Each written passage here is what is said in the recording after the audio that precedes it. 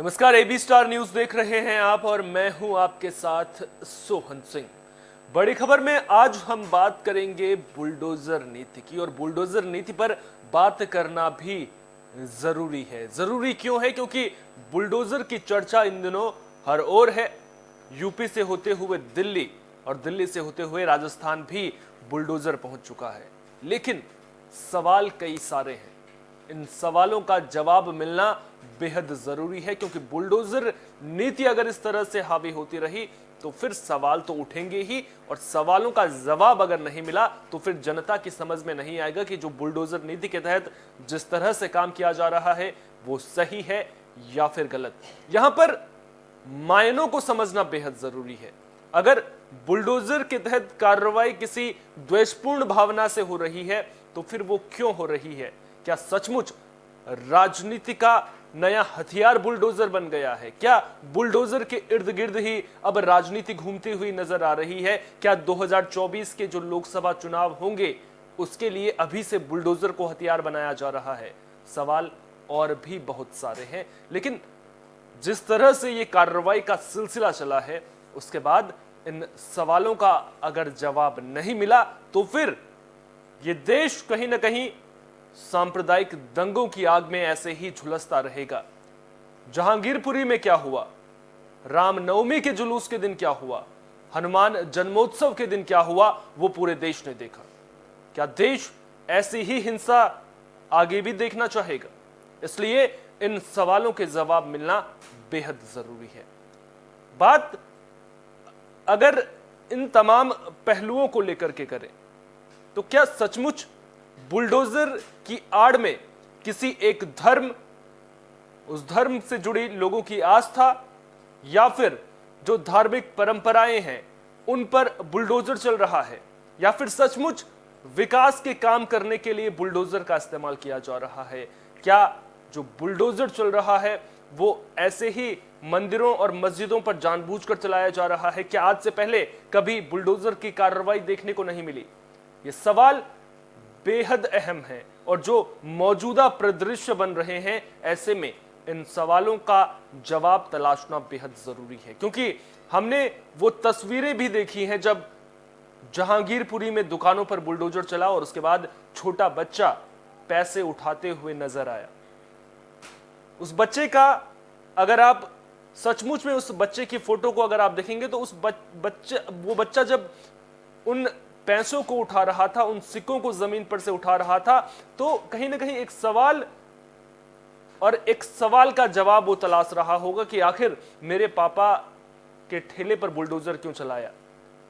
मुझे कम से कम आपने बुलडोजर तो चला दिया है, लेकिन कम से कम वो 2-4 रुपए तो उठाने दीजिए जिनसे मेरे परिवार का जो है वो भरण पोषण हो सके, भले ही उसके परिवार के भरण पोषण के लिए हजारों रुपयों की जरूरत हो। जरूरतें इंसान से काम भी करवाती हैं और सवाल भी इंसान से पूछने को मजबूर भी करती हैं। लेकिन क्या आज इंसान सवाल पूछ रहा है? सवाल इसलिए बड़ा है क्योंकि जो मौजूदा घटनाक्रम जिस तरह से बढ़ रहा है उसके बाद नफरत फैल रही है, हिंसा देखने को मिल रही है और राजनीति पुरजोर तरीके से हावी होती हुई नजर आ रही है। मंदिरों पर बुलडोजर चल रहे हैं, मस्जिदों पर बुलडोजर चल रहे हैं, और बुलडोजर के इर्द गिर्द राजनीति भी खूब चल रही है। सवालों के जवाब तलाशने की कोशिश करेंगे, लेकिन सबसे पहले आज राजस्थान में क्या हुआ, बड़ी खबर के जरिए उस पर भी एक नजर डाल लेते हैं। दरअसल राजस्थान में मंदिरों पर बुलडोजर चले हैं, तो बड़ी खबर राजस्थान से सामने आ रही है। राजस्थान के अलवर जिले से यह बड़ी खबर सामने आई है। मंदिर पर बुलडोजर चला है। राजगढ़ में 300 साल पुराने शिव मंदिर पर बुलडोजर चला है। तो UP via MP via Delhi via Rajasthan bulldozer खूब दौड़ रहा है। विकास के नाम पर 300 साल पुराने 3 मंदिरों को तोड़ दिया गया।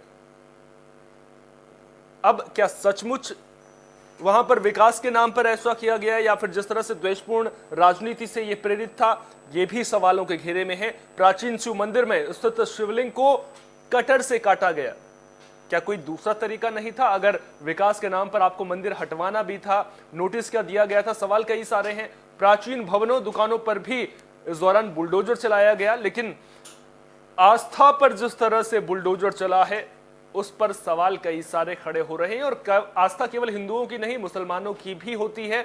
यहां पर यह समझना भी बेहद जरूरी है। विकास के नाम पर साजिश के तहत ये मंदिर तोड़े गए हैं। स्थानीय लोग ये आरोप लगा रहे हैं, साजिश इसे बता रहे हैं। और अगर राजस्थान में कार्रवाई होगी तो फिर सवाल तो उठेंगे ही। मंदिर तोड़े जाने पर केंद्रीय मंत्री कैलाश चौधरी ने गहलोत सरकार पर निशाना साध लिया है।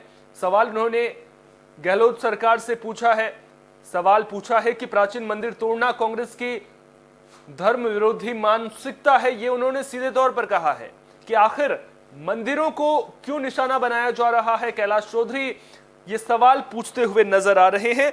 और जिस तरह से ये कार्रवाई हुई है, राजस्थान सरकार क्यों घेरे में है, ये इसलिए क्योंकि पहले यूपी में इस तरह की कार्रवाई देखने को मिली, उसके बाद मध्य प्रदेश में इस तरह की कार्रवाई देखने को मिली और फिर जहांगीरपुरी में भी इस तरह की कार्रवाई देखने को मिली। और आरोप ये लगे कि बीजेपी द्वेषपूर्ण राजनीति के तहत केवल एक समुदाय को निशाना बना रही है, मस्जिदों को निशाना बना रही है और बीजेपी की राजनीति का एक तरीका बन चुका है। अब राजस्थान वाला मामला क्यों तूल पकड़ रहा है, यहां पर यह समझना बेहद जरूरी है। राजस्थान में कांग्रेस की सरकार है और अगर राजस्थान में कांग्रेस की सरकार है तो फिर यह कहा जा रहा है कि जैसे बीजेपी ने मस्जिदों पर बुलडोजर चलवाया, उसी तरह से द्वेषपूर्ण भावना के तहत गहलोत सरकार यह काम करवा रही है और मंदिर पर इसी द्वेषपूर्ण भावना के तहत बुलडोजर चलाया गया है। लेकिन क्या सचमुच इसमें मंदिर मस्जिद तक ही यह मुद्दा सिमटा हुआ है? क्या केवल मंदिर मस्जिद से आगे इसमें कुछ भी नहीं है? यह समझना बेहद जरूरी है। और अगर हमें यह समझ नहीं आया तो फिर कहीं ना कहीं जो सियासी पार्टियां अपना नफा नुकसान तोलने की कोशिश इसमें कर रही हैं, वो अपना नफा जरूर इसमें कमाकर जरूर ले जाएंगी। लेकिन यहां पर जनता के मन में क्या है वो समझना बेहद जरूरी है। जब भी किसी मंदिर पर या फिर किसी मस्जिद पर बुलडोजर चलता है तो जो उस इलाके के लोग होते हैं उनकी धार्मिक भावनाएं आहत जरूर होती हैं। लेकिन अगर वो अवैध तरीके से उस मंदिर या मस्जिद का निर्माण करवाया गया है तो फिर क्या बुलडोजर चला करके ही उसे हटाया जा सकता है? सवाल मैं ये इसलिए पूछ रहा हूं क्योंकि जिस तरह से कटर का इस्तेमाल करके शिवलिंग को काटा गया है, ऐसे में ये तरीके पर सवाल उठने बेहद जरूरी हैं। जिस तरह से बुलडोजर से मंदिरों को या फिर मस्जिदों को ढहाया जा रहा है, उस तरीके पर सवाल उठने बेहद जरूरी हैं। यहां पर सवाल इसलिए क्योंकि अगर आप बुलडोजर चलाते हैं, जिस तरह से मैंने पहले भी बताया कि उस एक इलाके की धार्मिक भावनाएं आहत जरूर होती हैं। ऐसे में प्रशासन ने क्या जो नियम तय हैं, क्या उन नियमों का, उन मानकों का पालन किया था? क्या पहले नोटिस दिए गए थे? अब बीजेपी और कांग्रेस जो लोगों के मन में चल रहा है कि क्या द्वेषपूर्ण राजनीति के तहत हो रहा है, तो अब यूपी का उदाहरण मैं आपको दूंगा। यूपी में क्या हो रहा है, लाउड स्पीकर को लेकर के खूब घमासान मचा हुआ है। 3 तारीख की डेट राज ठाकरे ने उद्धव सरकार को दे रखी है। साफ तौर पर कहा है कि अगर मस्जिदों से लाउड स्पीकर नहीं हटवाए गए तो फिर हम लाउड स्पीकर पर हनुमान चालीसा का पाठ करेंगे। उसके बाद क्या हुआ, आपने देखा होगा कि पूरे देश भर में लाउड स्पीकर को लेकर के खूब विवाद देखने को मिला। वो तस्वीरें भी सामने आई जब अलग अलग जगहों पर लाउड स्पीकर पर हनुमान चालीसा का पाठ किया गया, भले ही 3 तारीख अभी दूर है। फिर यूपी सरकार ने क्या किया? यूपी सरकार ने जो ध्वनि से जुड़े नियम हैं उनका पालन करना बेहद जरूरी बता दिया। साफ तौर पर कह दिया कि अगर आप चाहते हैं कि लाउड स्पीकर रहे, या फिर चाहे बात मंदिर की हो चाहे वो बात मस्जिद की हो, तो फिर आपको जो नियम है उनका पालन करना पड़ेगा। अगर लाउड स्पीकर पर कोई भजन या फिर अजान बजती है तो उसका जो दायरा होगा वो सीमित होना चाहिए, यानी कि उसकी वजह से किसी दूसरे को दिक्कत नहीं होनी चाहिए। धार्मिक परिसर तक, मस्जिद परिसर से बाहर उसकी आवाज नहीं सुनाई देनी चाहिए।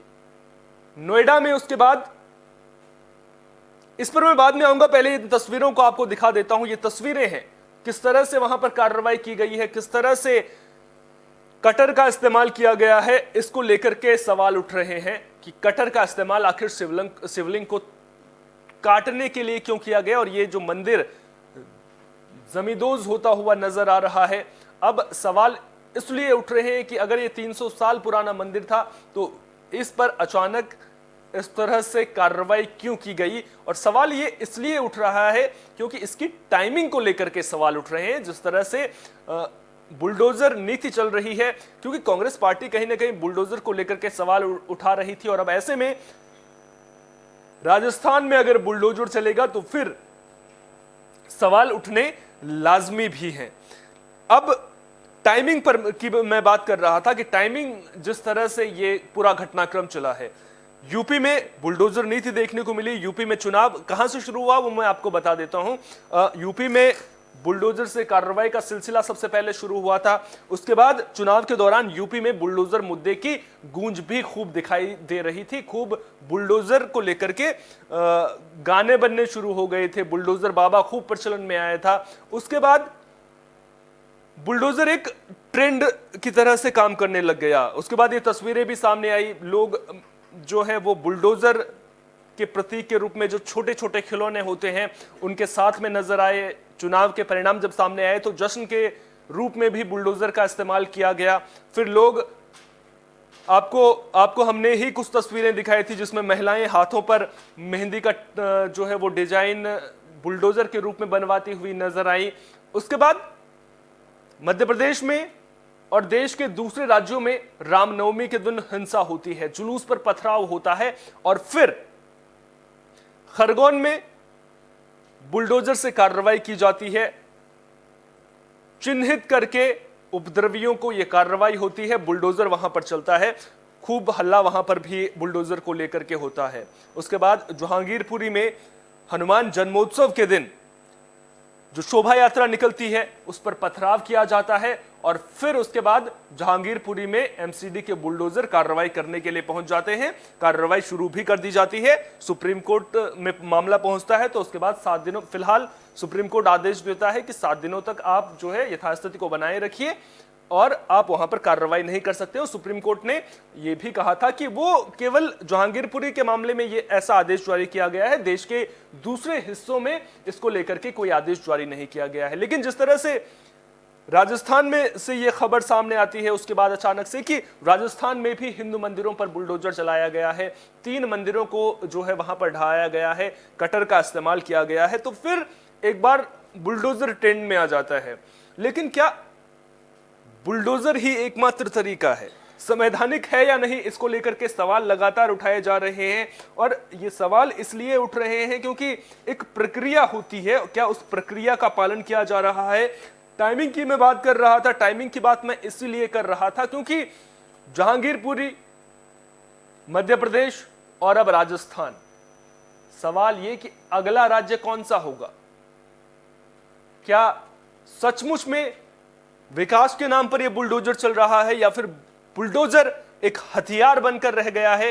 यह सवाल बहुत बड़ा है और इस सवाल का जवाब मिलना बेहद जरूरी है, वरना देश न जाने किस दिशा में आगे बढ़ता हुआ नजर आ रहा है। यह सांप्रदायिक उन्माद को कहीं जन्म देने वाली घटना तो नहीं है, क्योंकि जिस तरह से हिंदू संगठन अब विरोध कर रहे हैं, जिस तरह से सियासत परवान चढ़ती हुई नजर आ रही है, तो ऐसे में कहीं ना कहीं सियासत की आड़ में बुलडोजर का खेल जो चल रहा है उसका जवाब मिलना बेहद जरूरी है। और जिस तरह से यह कार्रवाई का सिलसिला चल रहा है, इन कार्रवाइयों पर आगे भी सवाल उठेंगे, लेकिन इन कार्रवाइयों के पीछे का असल मकसद समझना बेहद जरूरी है।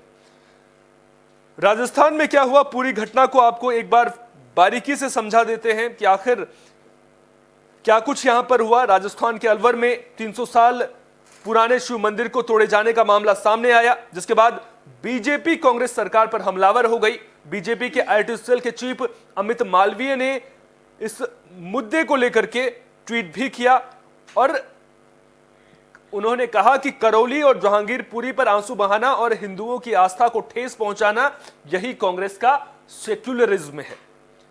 मीडिया रिपोर्ट्स के मुताबिक अलवर के राजगढ़ में मंदिर पर बुलडोजर चलाया गया, जिससे 300 साल पुराने शिव मंदिर की मूर्तियां खंडित हुई। मंदिर तोड़े जाने की वीडियो और तस्वीरें सोशल मीडिया पर वायरल हो रही हैं। और अब ये जो तस्वीरें वायरल हो रही हैं, ये तस्वीरें अपने आप में कई सवाल पूछती हुई भी नजर आ रही हैं। सवाल बहुत सारे उठ रहे हैं। इस घटना के बाद हिंदू संगठन नाराज नजर आ रहे हैं। शिवालय पर जूते पहनकर चढ़ने और मूर्तियों पर कटर मशीन चलाने से हिंदूवादी संगठन भड़क गए हैं। इसके विरोध में नगर पालिका के ईओ, एसडीएम और राजगढ़ विधायक के खिलाफ थाने में मुकदमा दर्ज करवाने के लिए तहरीर भी दी गई है, लेकिन अभी तक मुकदमा दर्ज नहीं किया गया है। इसको लेकर बीजेपी भी कांग्रेस की गहलोत सरकार पर हमलावर है। अमित मालवीय ने जो ट्वीट किया वो हमने आपको बताया। उन्होंने ट्वीट पर लिखा, राजस्थान के अलवर में विकास के नाम पर तोड़ा गया 300 साल पुराना शिव मंदिर, करौली और जहांगीरपुरी पर आंसू बहाना और हिंदुओं की आस्था को ठेस पहुंचाना, यही कांग्रेस का सेक्युलरिज्म है। इसके बाद एक और ट्वीट में मालवीय ने कहा, 18 अप्रैल को राजस्थान के राजगढ़ कस्बे में बिना नोटिस प्रशासन ने 85 हिंदुओं के पक्के मकानों और दुकानों पर बुलडोजर चलवा दिया।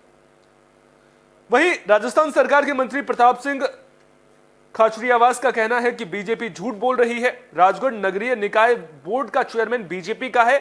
उन्हीं ने बोर्ड में प्रस्ताव लाकर सड़क चौड़ीकरण के लिए मंदिरों और घरों को गिराया है। उन्हीं के इशारे पर मंदिर को तोड़ा गया है, जबकि हमारा यानी कि कांग्रेस का विधायक विरोध करते रह गया। गहलोत सरकार के मंत्री ने वादा किया है कि अगर कोई कानूनी अड़चन नहीं आई तो मंदिर दोबारा बनवाएंगे। अब ये वादे भी किए जा रहे हैं कि मंदिर दोबारा बनवाएंगे, लेकिन जब दोबारा बनवाना ही था, वहीं पर बनवाना था, तो फिर वहां से हटवाया क्यों, यह भी सवाल बड़ा उठ रहा है। क्योंकि अगर दोबारा वहां पर मंदिर बनवाएंगे तो क्या फिर वो अवैध निर्माण के दायरे में नहीं आएगा, यह सवाल बड़ा है।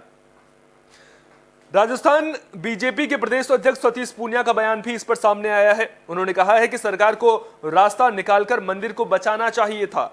करौली की घटना के बाद सरकार की नीयत साफ नजर आ रही है। कांग्रेस सरकार तुष्टीकरण की राजनीति करके अपने वोट बैंक को खुश करना चाहती है, इसलिए 300 साल पुराने मंदिर को तोड़ दिया गया। वोट बैंक की राजनीति किस तरह से बुलडोजर की आड़ में हो रही है, उस पर भी मैं आऊंगा, उसके बारे में भी आपको बताऊंगा। किस तरह से यह घटनाक्रम हुआ। अलवर के राजगढ़ में 3 हिंदू मंदिरों को गिराने का मामला सामने आया। मास्टर प्लान में अतिक्रमण की आड़ में राजगढ़ प्रशासन ने 300 साल पुराने 3 मंदिरों को गिरा दिया। इन मंदिरों में लगी भगवान शिव, हनुमान जी समेत अन्य देवी देवताओं की मूर्तियों को खंडित कर दिया। स्थानीय लोगों ने जब इसका विरोध किया तो पुलिस ने बलपूर्वक उनको हटाया। ये पूरी घटना क्षेत्र में अब चर्चा का विषय बन गई है और 17 अप्रैल से लगातार इस तरह के मामले राजगढ़ से सामने आ रहे हैं। हिंदू संगठनों के नेताओं के पहुंचने का सिलसिला, जो अपडेट अभी आ रही है उसके मुताबिक हिंदू संगठनों के नेताओं के पहुंचने का सिलसिला यहां पर शुरू हो चुका है। हिंदू संगठन के नेता यहां पहुंच रहे हैं, थाने भी पहुंचे हैं, विरोध भी जताया है, एफआईआर लिखने की बात भी कही है, लेकिन एफआईआर अभी तक लिखी नहीं गई है। अब विवाद बढ़ रहा है और ऐसे में जिस तरह आप जहांगीरपुरी की तस्वीरें आपने देखी होंगी, सुबह हमने भी आपको दिखाई थी कि किस तरह से वहां पर पुलिस बल तैनात कर दी गई है, तनाव की स्थिति है। ऐसी ही तनाव की स्थिति वहां पर भी मौजूद है और अब पुलिस प्रशासन के लिए वहां पर सुरक्षा व्यवस्था को बनाए रखना बड़ी चुनौती बन गया है। सवाल ये कि क्या सुरक्षा व्यवस्था और तनाव की जो स्थिति बन रही है, क्या बुलडोजर की आड़ में इसी तरह की स्थिति को उत्पन्न किया जा रहा है? क्या इसी स्थिति को उत्पन्न करने के लिए बुलडोजर का इस्तेमाल किया जा रहा है? यह सवाल भी बड़ा है, सवाल गंभीर है। अब वोट बैंक को लेकर के जो बात सामने आ रही है, इस बात पर भी मैं आना चाहूंगा। दरअसल आरोप ये लग रहे हैं कि बीजेपी मस्जिदें तुड़वा रही है और कांग्रेस पार्टी जो है वो मंदिर तुड़वा रही है। ये आरोप लग रहे हैं। अमित मालवीय ने जो ट्वीट किया है, उन्होंने साफ तौर पर कहा है कि कांग्रेस की तुष्टीकरण की राजनीति इससे उजागर होती है। सवाल ये कि जिन लोगों को साधने के लिए इस तरह की सियासत हो रही है, क्या ये एकमात्र तरीका है? अगर आपको किसी वोट बैंक को खुश करना है, हम ये नहीं कह रहे हैं कि ऐसा सचमुच में हो रहा है, बेवजह हो रहा है, सचमुच में पार्टियां अपने वोट बैंक को खुश करने के लिए कर रही हैं, लेकिन जिस तरह के आरोप लग रहे हैं उस पर मैं ये कह रहा हूं कि अगर सचमुच में यही वजह है तो क्या एकमात्र तरीका यही है कि जो धार्मिक जगहें हैं उनको निशाना बनाया जाए? क्या इसके अलावा कोई दूसरा रास्ता नहीं हो सकता है? क्या जो विकास की राजनीति है उस पर चल करके कामयाबी हासिल नहीं की जा सकती है? क्या अगर आपको अपने वोट बैंक को खुशी करना है तो क्या किसी दूसरे धर्म को चोट पहुंचाकर वोट बैंक खुश हो जाएगा? यह सवाल बड़ा है। और हमने इससे पहले देखा था कि जब बांग्लादेश में हिंदू मंदिर तोड़े जाते हैं, जब पाकिस्तान में हिंदू मंदिर तोड़े जाते हैं, तो फिर मामला तूल पकड़ता है। हिंदू परिषद का जो है वो प्रदर्शन भी देखने को मिलता है। अब इतना तो साफ है कि बुलडोजर की राजनीति आगे भी जारी रहेगी और बुलडोजर पर सियासत आगे भी परवान चढ़ती हुई नजर आएगी। लेकिन उस सबसे बड़ा सवाल, और जो सवाल सबके मन में होगा, कि आखिर ये सब चलेगा तो चलेगा कब तक? क्या इसका अंत जल्द नहीं हो सकता है? सवाल बड़ा भी है, गंभीर भी है। अपनी राय हमारे साथ कमेंट बॉक्स में जरूर साझा कीजिए और देश और दुनिया की तमाम अहम खबरों के लिए बने रहिए AB स्टार न्यूज के साथ में, क्योंकि यहां पर खबरों का सिलसिला कभी नहीं थमता।